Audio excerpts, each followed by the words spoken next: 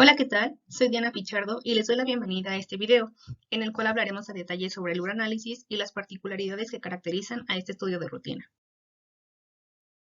Para iniciar debemos decir que el uranálisis o examen general de orina es una de las pruebas más solicitadas en el laboratorio clínico, ya que nos ayuda a conocer el estado de salud de los pacientes, a diagnosticar enfermedades asociadas con diversos órganos e incluso sistemas y a dar seguimiento a algunas de ellas. Esta prueba evalúa tanto física, química y microscópicamente una muestra de orina que ha sido previamente recolectada por el paciente y entregada al laboratorio en el menor tiempo posible. Existen diversas ventajas que justifican la fama de la misma, como lo es la simplicidad de recolección y análisis, la nula invasividad que representa, su bajo precio y la información que aporta, puesto que en múltiples ocasiones es útil para diagnosticar enfermedades renales, del tracto urinario, hepáticas, desórdenes metabólicos y para dar seguimiento a problemas crónicos. Para realizar el ego necesitamos de orina, un líquido producido en las nefronas a partir del filtrado de la sangre que se almacena en la vejiga y se expulsa por medio de la uretra. Este fluido biológico se compone en un 95% de agua, sobre la cual están suspendidos electrolitos, sustancias nitrogenadas como la urea y la creatinina, vitaminas, hormonas, ácidos orgánicos, entre otras sustancias. Ahora que ya sabemos qué es la orina, describiremos a grandes rasgos el proceso que se lleva a cabo para su formación. Del lado izquierdo podemos observar al riñón, órgano encargado de producir la orina, mientras que en la zona derecha se visualiza una nefrona, la cual es la unidad básica y funcional de este órgano. Finalmente, la imagen del centro hace referencia a los 4 procesos que se llevan a cabo en las nefronas para producir la orina. El primero de ellos es la filtración, cuyo objetivo es eliminar los productos de desecho de la sangre durante su paso por los capilares glomerulares. Posteriormente, se resolverán algunas de las sustancias que no debieron ser eliminadas y se reincorporarán a la sangre. Por último, se secretarán las sustancias de desecho a los túbulos y se excretarán en el túbulo colector, con el objetivo de conducirlos hacia la vejiga. Para emitir resultados confiables y de utilidad diagnóstica, es necesario indicarle a los pacientes las particularidades del recipiente en donde recolectarán su muestra. Se enfatiza en que debe ser nuevo, estéril y capaz de contener por lo menos 100 mililitros de orina. Asimismo, para facilitar la recolección debe tener boca ancha de aproximadamente 4 o 5 centímetros de diámetro y ser de plástico transparente e inerte a los componentes de la orina para evitar la alteración de los parámetros que se evalúan durante el ego. Finalmente, el mismo contendrá una tapa de sellado hermético y los datos del paciente en el frasco, no en la tapa, ya que cuando se trabaja con múltiples muestras se da paso a confusión, dado que no se sabe a qué frasco pertenece cada tapa. Además de considerar ciertos aspectos del recipiente, también se debe informar a los pacientes sobre el lavado de sus genitales previo a la toma de la muestra, ya que esto evitará la contaminación de la orina con materia fecal y fluidos vaginales o del pene. La preparación de los genitales masculinos inicia con el lavado y secado de sus manos. Posteriormente, se debe retraer la piel que cubre el pene para lavar la salida de la uretra con una toalla mojada, solo con agua, no con jabón. Después se tomará una toalla seca para limpiar el agua remanente y se procederá a tomar la muestra. En el caso de las mujeres, también deberán lavar sus manos con agua y jabón. Posteriormente separarán sus labios y limpiarán los genitales externos de atrás hacia adelante empleando 3 toallas húmedas. Y el proceso culminará con el secado del agua remanente con ayuda de toallas secas. Una vez que los genitales están limpios, se debe eliminar el primer chorro en el inodoro. Se recolectarán aproximadamente 50 mililitros del chorro medio y se terminará de orinar en el inodoro. Por último, se tapa el frasco y se entrega al laboratorio lo antes posible. Es de vital importancia que los pacientes recolecten el chorro medio de la primera orina matutina siempre que se pueda, ya que algunos analitos requieren de orina de al menos 4 horas de almacenamiento en la vejiga. Diversas organizaciones de estandarización recomiendan que la orina se analice antes de 2 horas por recolección, y en dado caso de sobrepasar este tiempo, puede conservarse 24 horas de refrigeración entre los 2 y los 8 grados centígrados, o añadirse un conservador cuya función es mantener la integridad de la orina durante 72 horas, tales como el ácido bórico, el fluoruro de sodio, carbonato de sodio, formalina y timol. De manera general, se sabe que el ácido bórico evita el crecimiento bacteriano, conserva las proteínas y a los alimentos formes. No obstante, interfiere con las determinaciones del pH. Por otro lado, el fluoruro de sodio mantiene las concentraciones de glucosa al evitar la glucólisis, pero no es útil para la determinación del ego, al igual que el carbonato de sodio, ya que su función principal es mantener las porfirinas y el porfobilinógeno de las muestras. Finalmente, la formalina y el timol preservan los elementos formes del sedimento. No obstante, interfieren en la determinación de ciertos analitos. Ahora profundizaremos en los factores que alteran los resultados del ego. En la fase preanalítica debemos priorizar que el paciente reciba las instrucciones adecuadas para la recolección de la orina, el lavado de sus genitales, el uso de un recipiente adecuado, que el volumen de la muestra sea suficiente para la ejecución de los 3 exámenes, el etiquetado de la misma y el tiempo que transcurre desde la recolección hasta el análisis. Asimismo, no podemos olvidar homogeneizar las muestras y estandarizar el volumen de las alícuotas que trabajaremos, ya que con base a ellas se han obtenido los valores de referencia de todos los análitos. Durante la etapa analítica, específicamente en el examen macroscópico, se deben utilizar tubos limpios y sin raspaduras, además de fondos blancos y negros para poder definir correctamente el color y el aspecto de la orina. Por otro lado, durante el examen químico debemos impregnar todas las almohadillas durante el tiempo que especifica cada proveedor para permitir que los reactivos reaccionen con los solutos de la muestra. Después, es necesario que se retire el exceso de orina, ya que el escurrimiento de la misma promueve la combinación de los reactivos de todas las almohadillas. Por último, debe evitarse leer los resultados obtenidos en la carta de colores del empaque, ya que esto promueve la modificación de las tonalidades y culmina con lecturas erróneas. En relación al examen microscópico, se debe cuidar la fuerza y el tiempo de centrifugación, pues con este paso se asegura que los solutos de la orina sedimenten.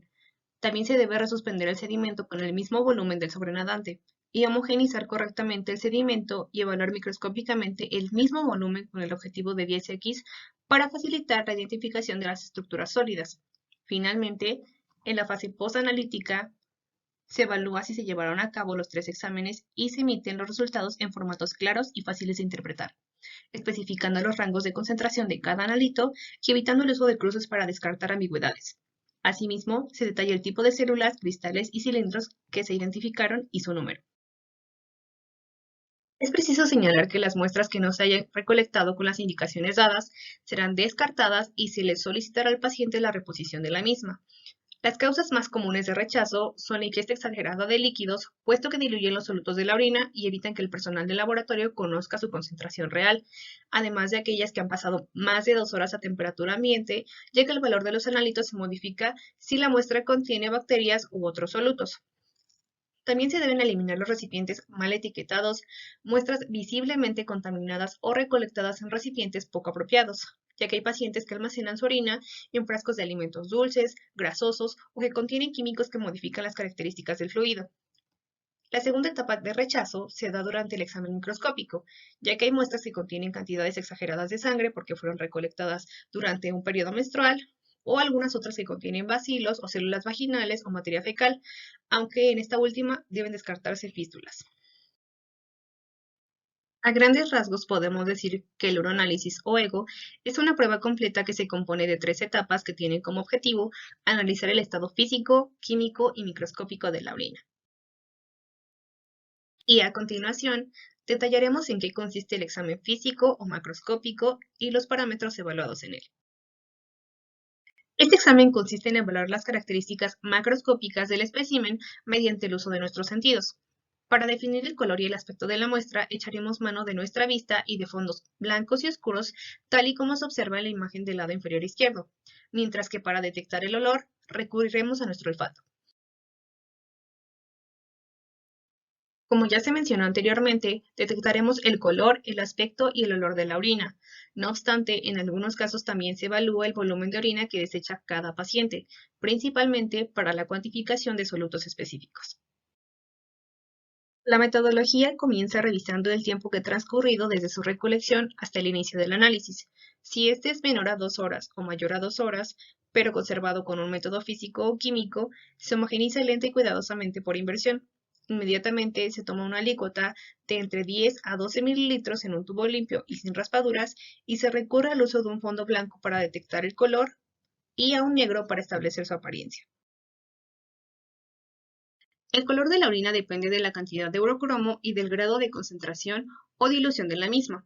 Normalmente es de color amarillo claro, aunque en pacientes normales también puede ser transparente debido al consumo excesivo de agua que provoca la dilución de los solutos y los pigmentos, o amarilla oscura provocada por deshidratación y concentración de líquido. Dicho parámetro suele evaluarse en alícuotas que han sido previamente homogenizadas. y como se muestra en la imagen, existen ciertas condiciones que modifican el color de la orina y a continuación describiremos algunas de ellas. La orina roja se asocia con hematuria no glomerular. El color café oscuro está dado por melanuria, hemorragia antigua o hematuria glomerular. La orina amarilla verdosa aparece en síndromes ictéricos y hepatitis, mientras el color verde azulado se asocia a infección por Pseudomonas aeruginosa. Finalmente, las muestras espumosas se relacionan con excesos proteicos y problemas renales. El segundo parámetro de importancia en el examen físico es el aspecto, que hace referencia al grado de turbidez dado por la presencia de partículas sólidas tales como células, cristales, proteínas, grasas y moco. El aspecto es un indicador de la presencia de enfermedades. Tal es el caso del síndrome nefrótico en el que se observa orina espumosa y lechosa debido a la presencia de proteínas y colesterol. Para evaluar este parámetro echamos mano de una alícuota de orina en donde una muestra normal debe ser límpida y transparente. En la imagen se identifica que la alícuota del lado derecho es transparente, mientras que la del lado izquierdo es turbia ya que no permite la visualización de los cuadros. No es necesario establecer el olor de la muestra, sin embargo hay muestras que tienen un olor penetrante que no pasa desapercibido. De manera normal, el olor de la orina es fuerte y se debe a la presencia de ésteres que se eliminan en la muestra, aunque también puede provenir de los alimentos que consumimos, de los productos que se desechan en ciertas patologías y de la concentración de los solutos disueltos en esta. Cuando la orina contiene bacterias, se percibe un olor pestilente dada la descomposición de la urea y de algunas proteínas por acción de esos microorganismos. Cuando los pacientes tienen diabetes mal controlada, el olor de la orina es brutal, ya que la ausencia de glucosa dentro de las células aumenta la formación de energía a través de los lípidos, incrementando los niveles de cetonas. Para establecer este parámetro, se requiere de una alícuota de orina homogeneizada cuyo olor debe ser aromático, pero no desagradable. Finalmente, se sabe que el volumen es de utilidad únicamente en las pruebas cuantitativas, ya que este depende de la cantidad de líquidos ingeridos, de los productos de desecho excretados, del estado del sistema cardiovascular y renal, entre otros. Para determinar el volumen se requiere de la recolección de orina eliminada durante 24 horas, siendo el valor normal entre 800 y 200 mililitros de orina excretados en un tiempo previamente mencionado. Ahora hablaremos sobre las características del análisis químico, el material que se utiliza y las pruebas que abarca. Para desarrollar el examen químico se utilizan tiras reactivas de plástico que contienen almohadillas impregnadas con químicos y cromógenos que evidencian la ausencia o presencia de ciertos solutos.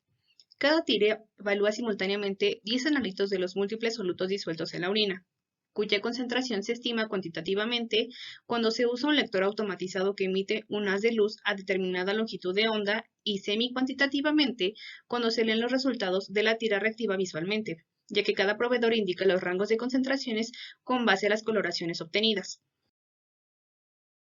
Como se mencionó anteriormente, el examen químico evalúa 10 parámetros dentro de los cuales encontramos el pH, la gravedad específica, la concentración de glucosa, proteínas, sangre, cetonas, nitritos, bilirrubina, urobilinógeno y leucocitos.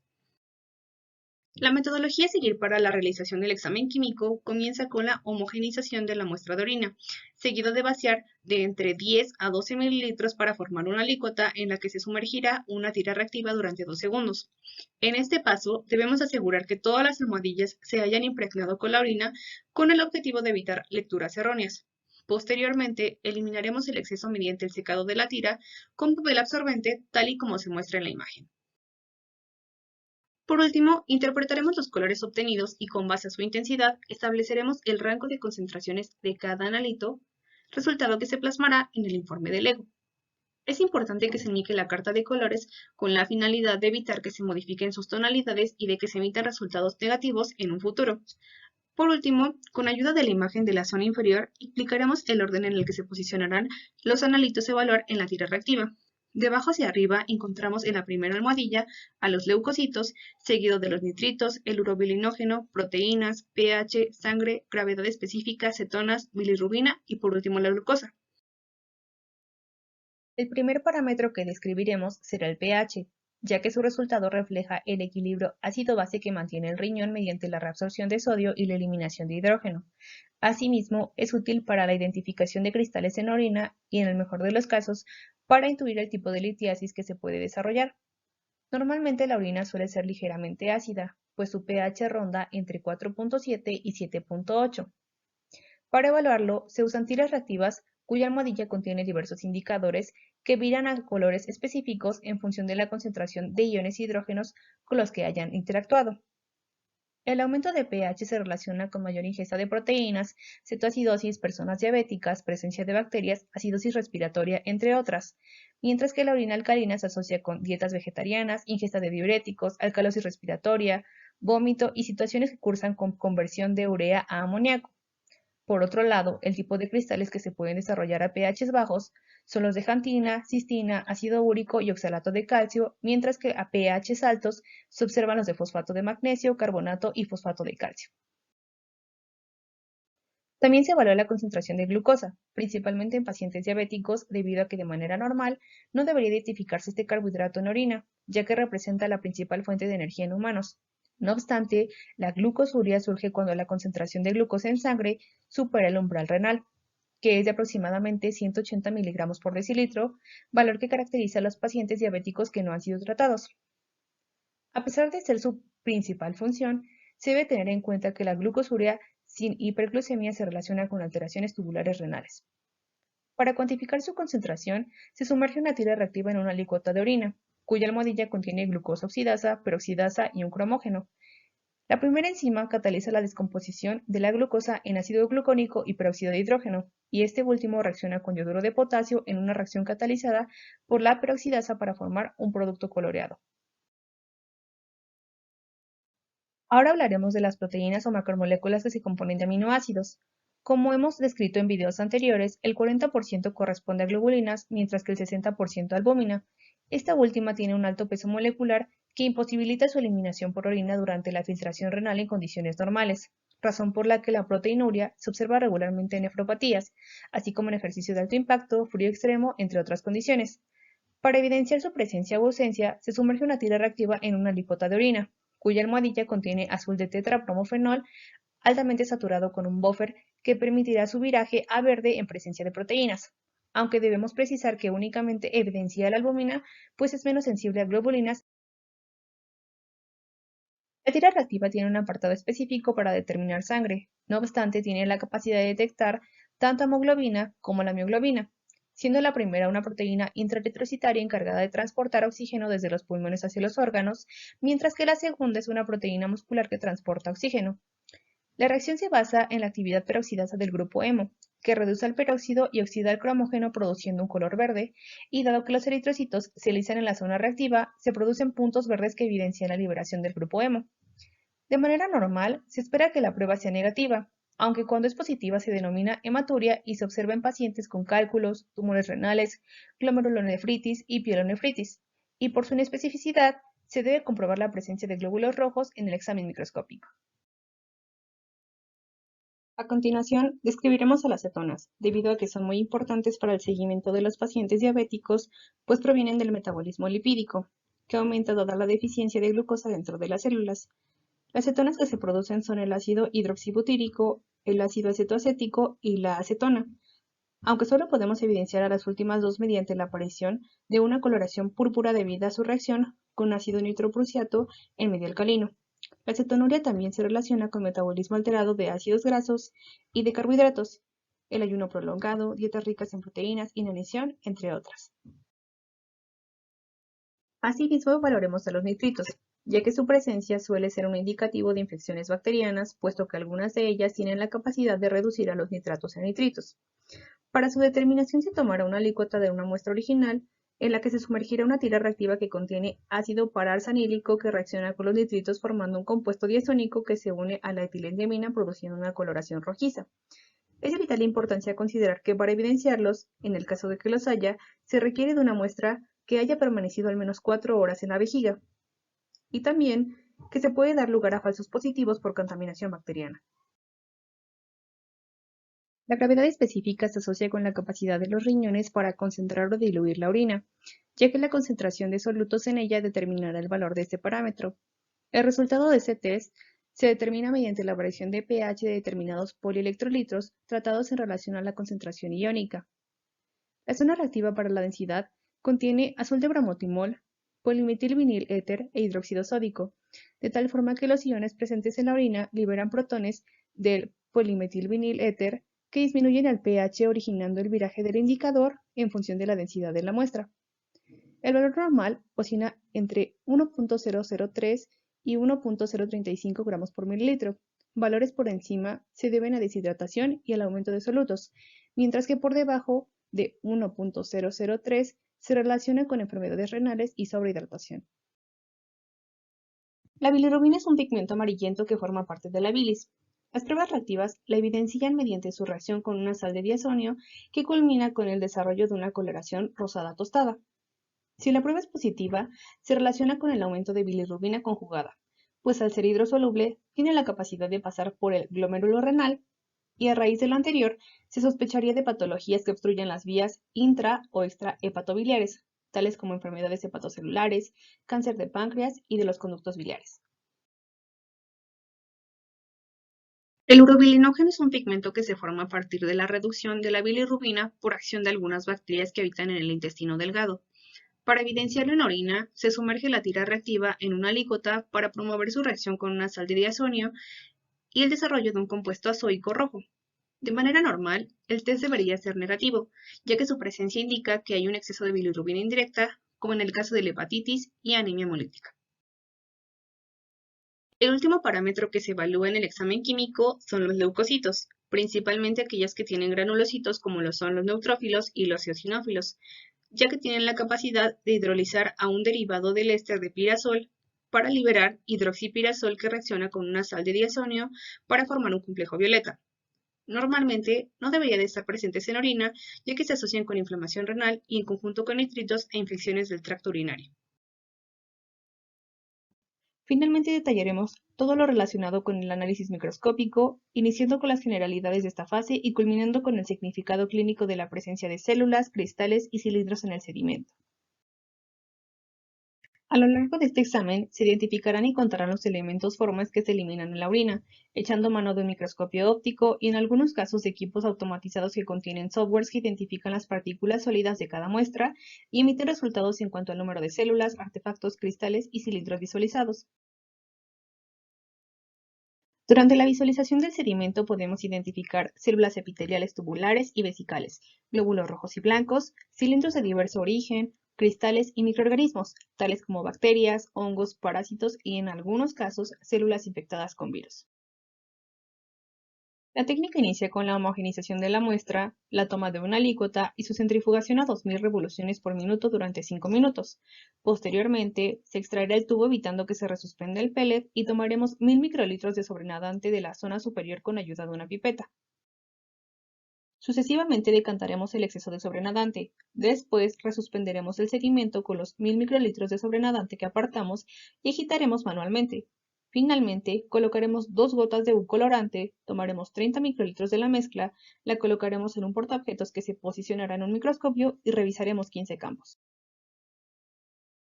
En algunos laboratorios se emiten formatos que denotan la presencia de células en la muestra. No obstante, nunca especifican el tipo celular que identificaron. De manera normal, podemos encontrar una o dos células de epitelio tubular renal por campo o escasas de transición, ya que un aumento en las primeras se asocia con lesión tubular y en las segundas a procesos inflamatorios en la vejiga, la uretra o la pelvis renal. Las células que no debemos de encontrar son las epiteliales escamosas, ya que provienen de la vagina o de la uretra masculina e indican contaminación. En cuanto a los eritrocitos, únicamente podemos visualizar de 0 a 3 células por campo, ya que más de 5 se considera hematuria, la cual podemos clasificar en glomerular y no glomerular.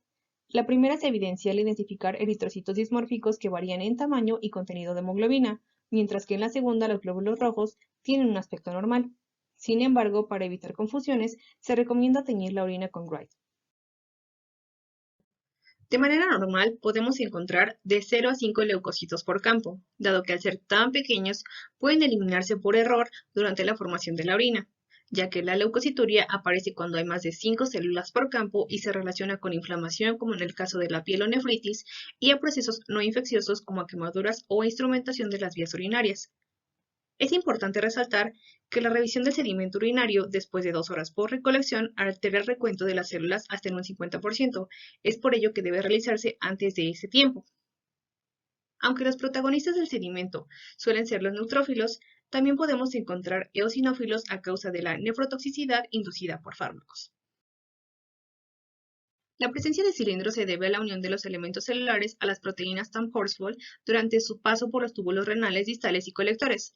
Su matriz suele ser hialina, granular o seria y pueden estar constituidos de células, glóbulos blancos y rojos, y el material embebido puede ser gránulos finos, gruesos o de fibrina. En las imágenes del lado izquierdo se aprecian los cilindros más comunes. También podemos observar cristales, ya que precipitan debido a variaciones en el pH, en su concentración y en la temperatura.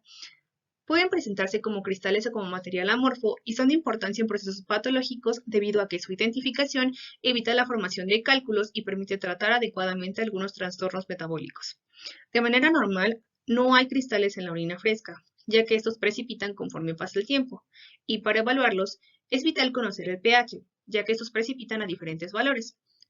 Los cristales que encontramos con mayor frecuencia son los uratos, fosfatos amorfos, oxalato de calcio, ácido úrico, fosfato de amonio y magnesio, los cuales podemos visualizar en las imágenes del lado derecho. Los microorganismos que podemos evidenciar son bacterias, hongos, parásitos y en algunos casos células infiltradas con virus. No es raro encontrarlos, principalmente las bacterias, aunque no es normal. En dado caso de encontrar bacterias, se debe teñir la muestra con Gram para clasificarlas con base a sus características y se debe enviar la muestra al área de urocultivos. Finalmente, en la primera imagen se identifican bacterias, mientras que en la segunda parásitos relacionados con la vía de transmisión sexual. Finalmente, en esta diapositiva se encuentra la bibliografía que consulté para la realización de la presentación, en dado caso de que deseen profundizar en algún tema en específico. Aquí termina nuestra explicación. Recuerden que pueden dejar sus dudas en la sección de comentarios. Gracias por todo y nos escuchamos en el siguiente video.